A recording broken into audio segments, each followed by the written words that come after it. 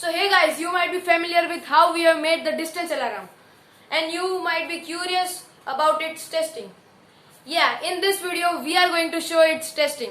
So watch this video till the end. So without wasting any further time, let's begin.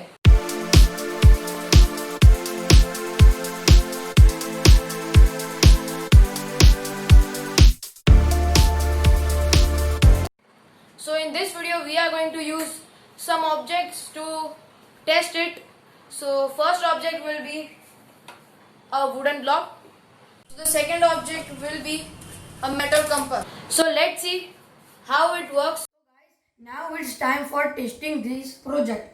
In the first part we are going to test it with this wooden block and then with this metal compass box. So without wasting any further time, we are going to test it with this wooden block and we will see how it reacts with when this wooden block is kept in front of ultrasonic sensor. So now we will see. So as I put this wooden block in front of ultrasonic sensor, LED glows and buzzer buzzes. So by this we can conclude that ultrasonic sensor detects the wooden object if it comes in 5 cm range. Now it's time for testing this metal compass. So when this metal compass box comes in the 5 cm range, we will see it detects or it not detects it.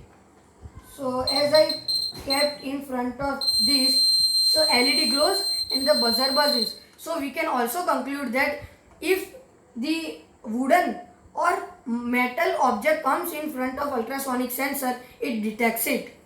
So guys, as you can see that we have made a distance alarm and we have tested it.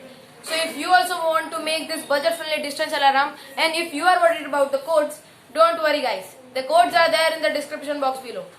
And for all projects, we are uploading their codes in the description box below. So if we forgot to tell you, then please check the description box below. So thanks for watching.